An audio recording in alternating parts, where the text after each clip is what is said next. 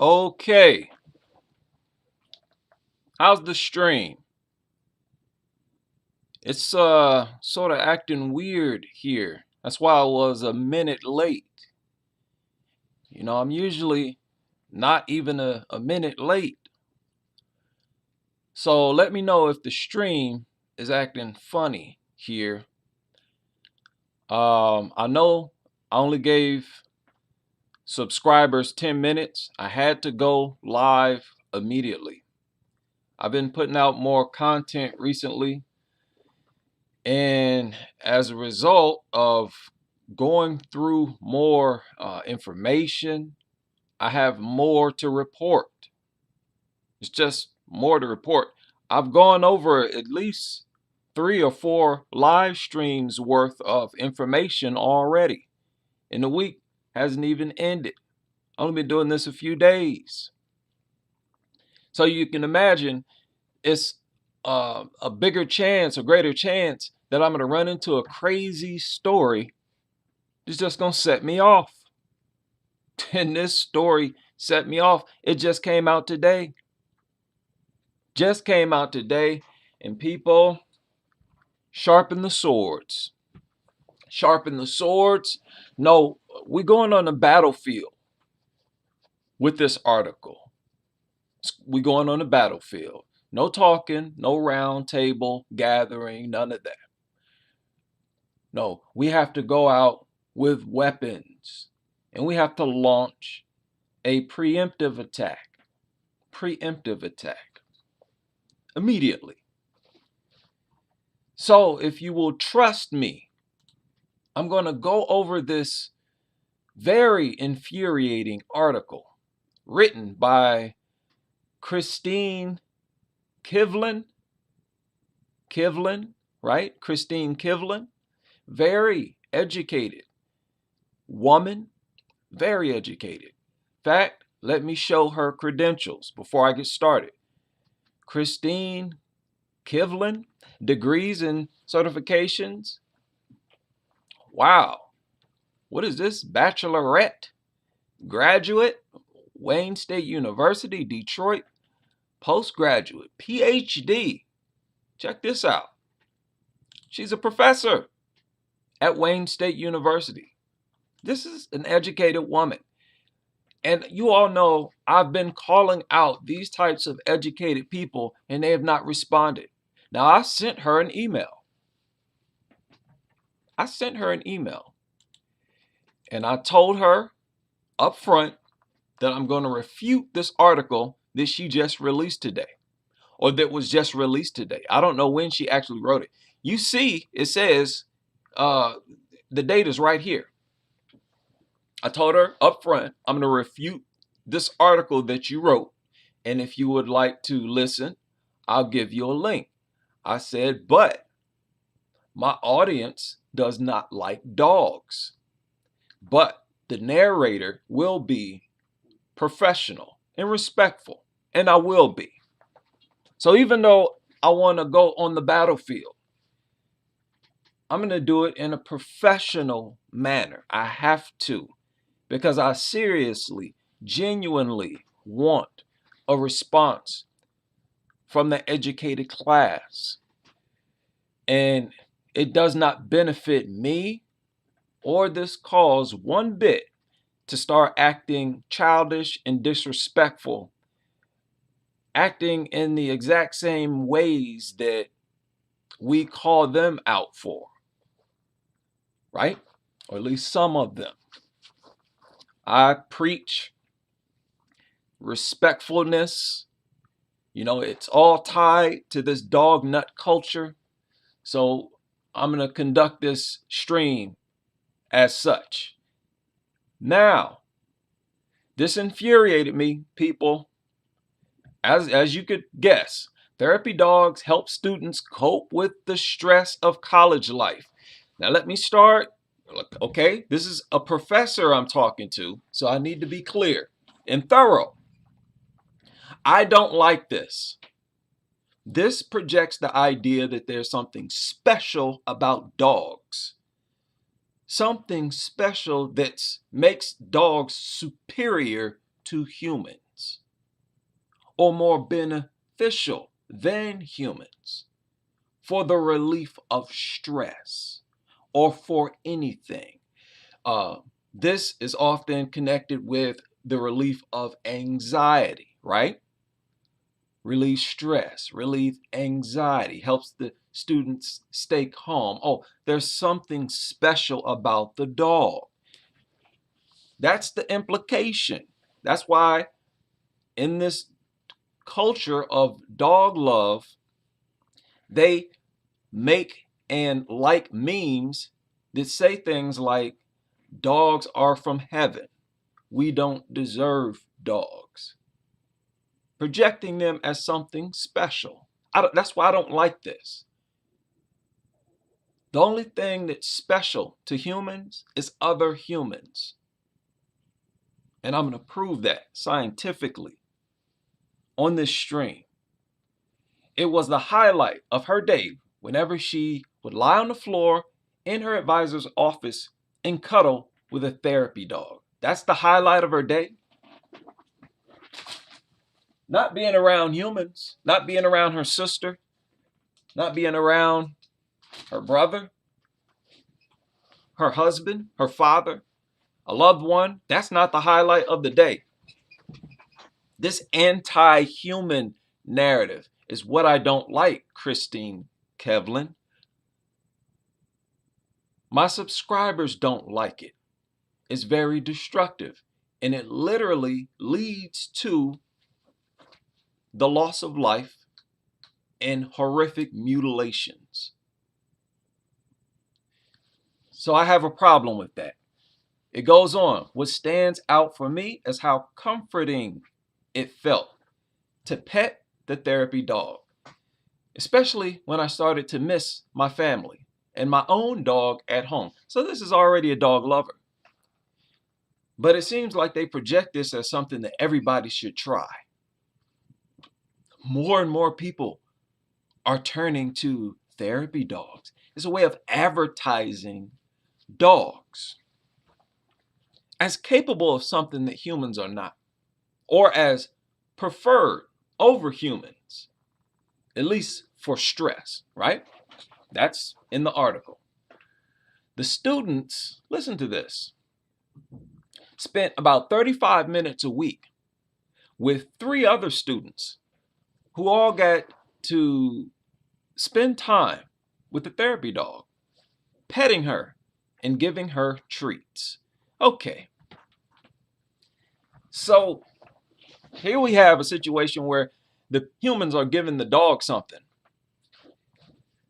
They're petting it and giving it something. That helps to relieve stress. Okay. I'll roll with that if that's the argument. But it always requires giving the dog something, because the dog doesn't give you anything. It just sits in your presence. You make the decision to rub it. Is that not correct, Professor Kevlin? That's your decision. So why can't you decide to rub on a human?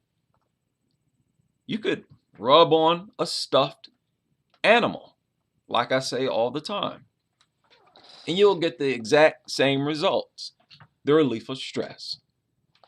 There's nothing special about dogs, right? And on this channel, we talk about things that are problematic with dogs, and it's irresponsible not to, right? Before you judge that, let me just say that it's irresponsible not to, because millions are bitten each year. Over half of all victims are children under the age of 13. 800,000 ER visits, over half are children. 20 to 30,000 mutilations every year. So just pointing out, it's irresponsible. Let me continue with this article. Another student in the same group said spending time with therapy dog helped her prepare for high stakes tests. Okay, impressive, right? Right, and they're talking about, such scenes are becoming more and more common at college campuses throughout the U.S. as college students increasingly turn to therapy dogs for comfort and to cope with the challenges of student life. So this dog is doing all these wonderful things for the human by just sitting there doing nothing. That's the implication, that the dog is actually doing something. Like this is, angel flying around with a magic wand, right? Just making life better for humans. When in actuality, the dog does absolutely nothing. As a matter of fact, all it does do is demand resources. Demand for you to give it something, whether it be food, water, somewhere for it to relieve itself. Then you have to pick it up. What do these things actually do for us? That's a whole different stream, right? Let me continue with this. So that's a way of advertising, again, something special about dogs. And as the demand for mental health counseling on campuses continue to soar, colleges are using therapy animals as a way to improve student mental health. Listen to that. Huh? How about that? So dogs are coming to save the world, coming to save all of humanity by just sitting there, looking around. Okay? If we're going to heap all of this praise onto dogs, I think we should at least pinpoint what they do exactly.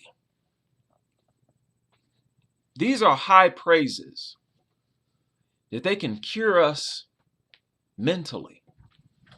Mental health. This is serious, okay? That's all I ask. Prove that it does something other than just sit there and demand food, beg for food. As an expert on therapy dog programs, now this is Christine Kevlin speaking. As an expert on therapy dog programs, more formally known as canine assisted interventions, I've studied how the programs can improve student well-being. Among other benefits, therapy dogs can help students achieve a stronger sense of belonging and better deal with being homesick and lonely, while also lessening their anxiety and stress. What a wonderful creature.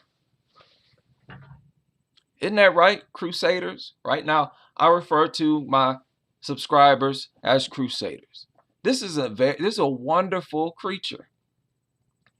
And it does the unthinkable. This is incredible stuff.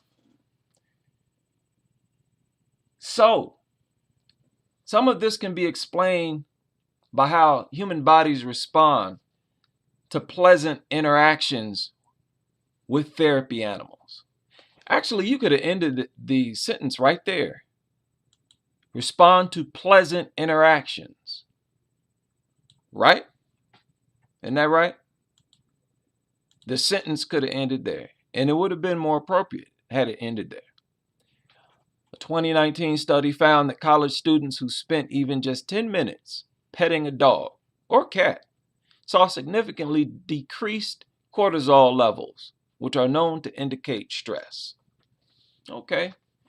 Students may approach therapy dogs one-on-one or in small groups. Okay.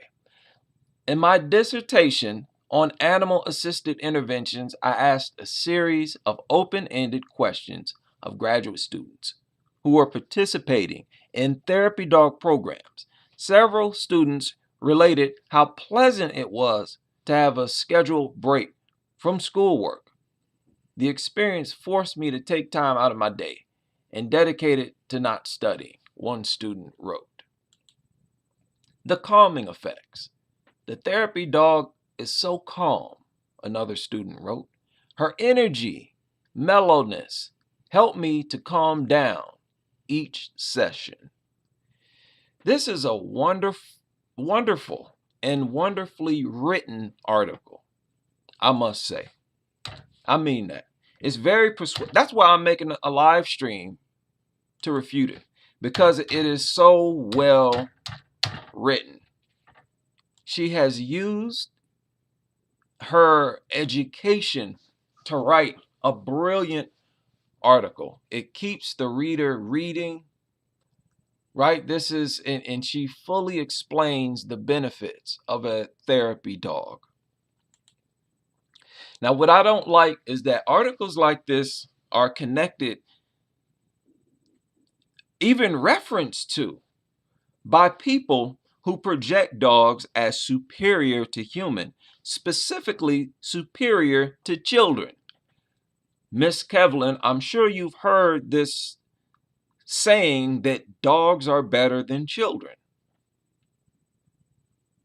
right? I've seen her, Kristen Kevlin, on her website, on your website, and you are with dogs. So I don't know if you have children or not. I don't want to make any guesses or anything like that. But there are many memes. I've seen mugs. I've seen shirts. Dogs are better than children. You also have this thing where I'm a dog mom. I'm a dog dad, dog parent. My fur babies. I'm the parents. Some people with children do this. And Professor Kevlin, I think that is insulting. And that is a form of abuse, because you imply to that child that they are on the same level as a dog, that they are no better than a dog. Why should the child feel like they are better than the dog if you say this is your brother or sister? Do you think that really helps self-esteem and their image of self? Really? I think that's a form of abuse, especially when most kids are afraid of dogs and parents have to go through several steps to help the child cope with their fear and get over their fear. Many times it is abusive how they carry it out. But I don't want to harp on that. That could be a totally different live stream. But Professor Kevlin, I want to briefly show you something. Did you know that holding hands with a loved one not only reduces anxiety and stress, but can relieve pain? And far more effectively than a dog could ever dream, if dogs are even capable of dreaming. A new study found when couples hold hands, their brain waves sync and pain levels are diminished. They took 22 heterosexuals between 23 and 32. They had 2-minute scenarios, including sitting together without touching, sitting together while holding hands, and sitting in separate rooms. Participants repeated those same situations while mild heat pain was inflicted on the female's arm. Okay? During all scenarios, both partners' brain waves were monitored with EEG caps. He said, quote, "We showed that the level of pain with touch was correlated to the level of the partner's empathy." Now let's stop here. Dogs don't experience empathy. This is a human quality that makes the human more effective when you're talking about stress relief, anxiety relief, or even pain relief. Empathy, that's very important. When the couples were together, whether they were touching or not, their brain waves synchronized in a wavelength associated with focused attention. However, this wavelength synced most when they held hands and while the woman was in pain. How about that?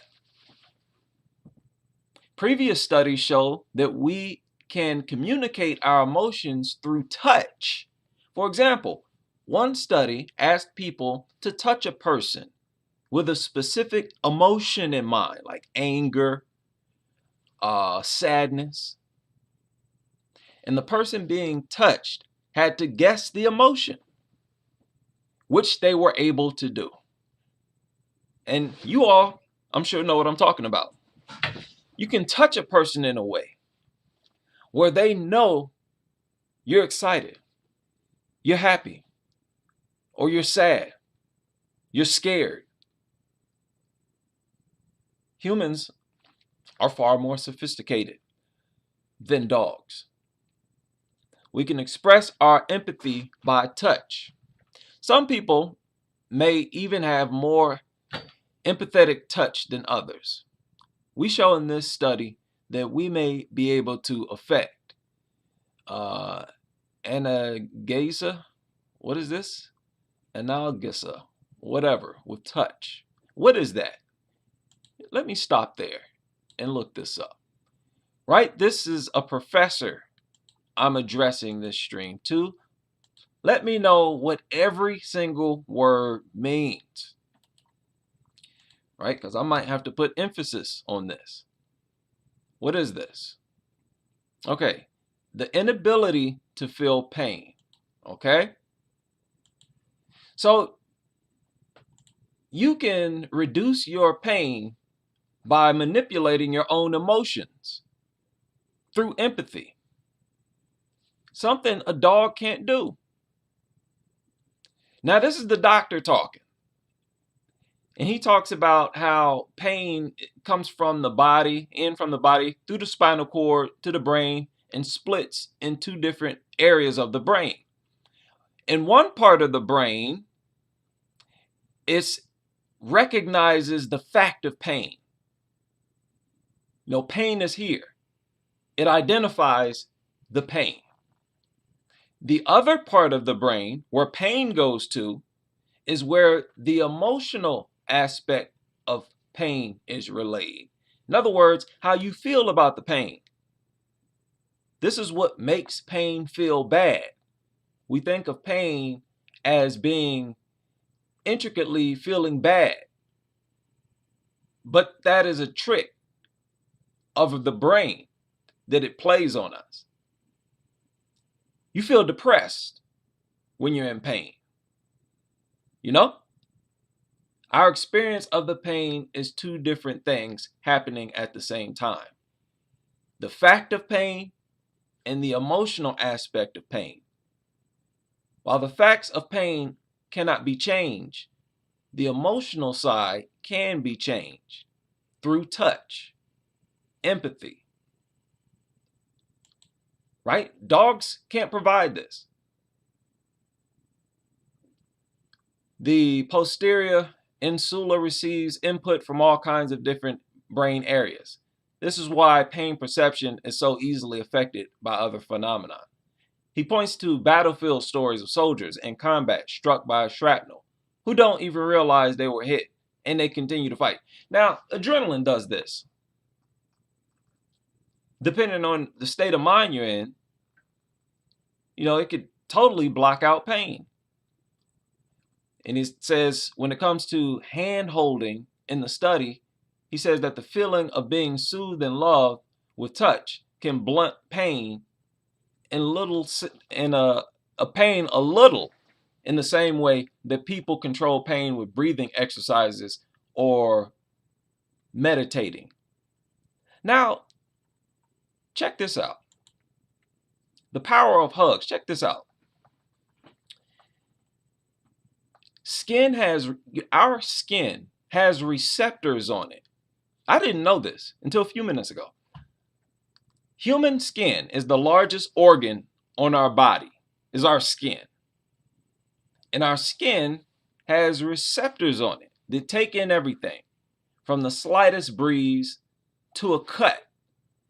So when we hold someone's hand or hug them, we feel every bit of them and our brains react. How many people knew that? When we reach out, so this stimulates oxytocin. Now, think about this. This is the love hormone they talk about with dogs. And they're saying that the touch of a human through receptors in the skin, not fur, triggers oxytocin. Don't you think it's a more intense release of oxytocin, seeing that you bond a lot closer with humans? I even showed one article where they said that the sound of a woman's uh, husband, his voice, helped to calm her down. Just the sound of his voice. All these different aspects that come from humans. Skin. I mean, this is physiological evidence. This is not, wild guesses. It kicks in. Oxytocin kicks in and makes us feel warm and fuzzy inside. This is what we credit, or what dog experts credit for dogs, right? That they trigger oxytocin. The effects of a warm embrace can linger long after the hug. Now, do you think the same is true after you rub on a dog? I don't think so. The dog does not have skin. It's not a human. If dogs help humans to relieve stress or anxiety, one thing I can say for sure is that it is far less effective compared to a human. So why not promote human touch, human companionship? Hold a human's hand. Why is it day in, day out, dogs, dogs, dogs?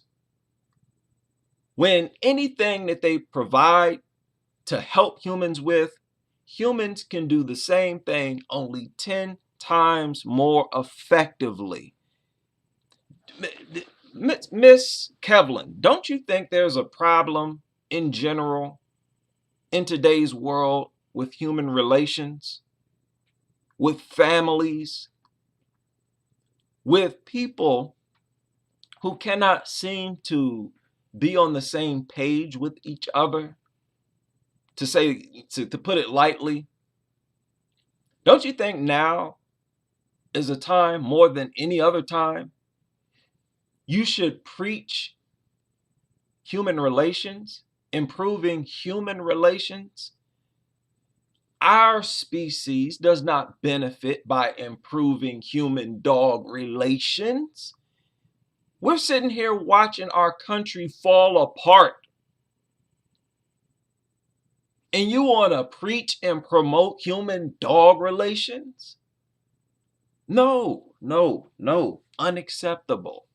Unacceptable. And when you pair this with these sayings, these memes, these t-shirts, these mugs, that dogs are better than humans, dogs are better than children, dogs are my children, this comes across as very, very sick. This is very disturbing. This is a problem. Now, to you, this is just an article. To me, it's propaganda. Propaganda, because you're not the only one who writes articles like this. They are literally written every day. If you keep up with the news, you can filter it 24 hours. Just type in dog. You are going to find articles like this every single day. As I pointed out several times on this channel, the obsession with dogs is crippling to the human species, because now we have to divide our energy and dispense it to a dog, even though doing that does not improve human relations whatsoever. Not to mention sacrificing people's health and safety and well-being and life. This is propaganda, You don't see organizations that are built around protecting children from dogs. But you find organizations that are centered around protecting dogs from humans. Even though humans attack dogs at a far lesser rate than dogs attack children, a far lesser rate. I showed an article where only like 5,000 dogs were reported to have been abused in a calendar year. Whereas you have 2.5 million kids bitten every year, 400,000 kids need emergency care treatment every year. Mutilations, 10 to 15,000 per year, 20 to 30 deaths per year. No organizations, no articles. You know, it would sort of be acceptable if the dog lovers wrote just as many articles on protecting kids from dogs, safety measures, whatever type of safety measures that could possibly be. As long as you have the dog inside the home, that thing is a threat because it's in the home off leash. Before you object to that, Professor, the majority of dog attacks take place inside the home. Sometimes up to 80% of dog attacks take place inside the home by the family dog, which proves that showing it love does not make it adapt to you. And that the more time you spend with dogs, that is what increases the chances of you being attacked. So I don't want this stream to be too long. I just wanted to point out how whatever benefit you get from dogs, it is like a replica version of a high-end luxury brand item. It is far inferior. And can you imagine if the person you touch, you hold hands with, you want to relieve stress or whatever, if it's your child, your husband, your wife, a loved one, they did the same test. Listen, they did the same test with a stranger. This was from the WebMD. Look, while holding the stranger's hand, somebody that she didn't even know, the brain scans were less calm than while holding their husband's hand, but calmer than while not holding anyone's hand. Did you read that correctly? Did I read it correctly? Did you catch that? Do you understand that?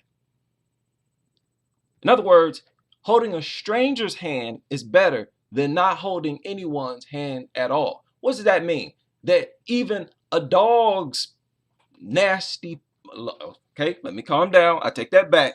I knew I wouldn't be able to control myself. I knew it. A dog's paw could not possibly be as effective as a human's hand. That's all I'm trying to say. And that is what the evidence says. Because humans have skin. We have those little receptors. And with the dog can't hold your hand. You have to lean over. You have to get out of bed. You gotta, reposition yourself to reach over and rub on it. Whereas a loved one will come up to you and find your hand. So I think this is troubling. This is troubling. And I just wanted to refute this article live. That's it. That's all I wanted to do. This is very infuriating. Professor, I hope you follow this channel. And I hope it encourages you to make some changes. You're free to write any type of article you want, right? Let me make that clear. But we're also free to refute it. We're free to refute it, right? So if you come across the professor's Facebook or whatever, you don't have to give her a hard time. You don't have to give her a hard time. But this is just infuriating. Why? Why do we have to keep projecting dogs as something sent from heaven? Why? when the evidence, I can understand if they had evidence to support it. But the evidence proves that dogs don't offer nothing, virtually nothing for humans. Yeah, you got a few bomb sniffing mutts. Look, you could easily replace dogs with something else. There's nothing special about a dog, right? Shout out to Dogs Are Garbage, aka Ashley. Man, oh man, am I the only one who got infuriated by that article? How many people read that article or knew about the article before I even started this stream? I couldn't. I just couldn't. I tried to sit here and stay calm. I tried to stay calm, but there was no way. I even tried to get up, make a cup of tea, right? I have ginger tea. I tried to relax. I couldn't do it. I've read so many articles like this, I cannot put it into words. There's an article out right now that asks, is a dog's nose print unique to it like a human's fingerprint? Who writes articles like this? The obsession comes out. It's revealed with articles like that's unbelievable. How can you be that obsessed with anything? And the photo for the article is a close-up of a dog's nose. Man, oh man. So yeah, Professor, if you're still here, you can kick back. I got to blow off some steam after that brief presentation. Look, this is nerve-wracking here. This is nerve-wracking. There's nothing special about dogs. Even you as a dog lover, you have to admit that. You have to admit that all of this is just fantasy. That you're projecting onto the dog. The dog does nothing but sit there. You could go easily rub a rock that just sits there. And I guarantee if they put you under a machine, they'd find that your nerves calmed down, your oxytocin increased, and all of that. Just rubbing a rock. Let's be real here.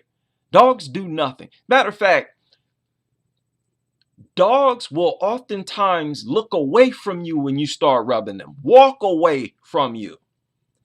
That's not normal when humans give affection to another living organism.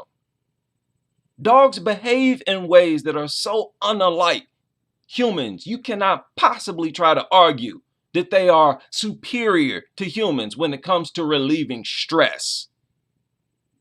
Have you ever looked at a dog, its behavior, when you try to show it affection?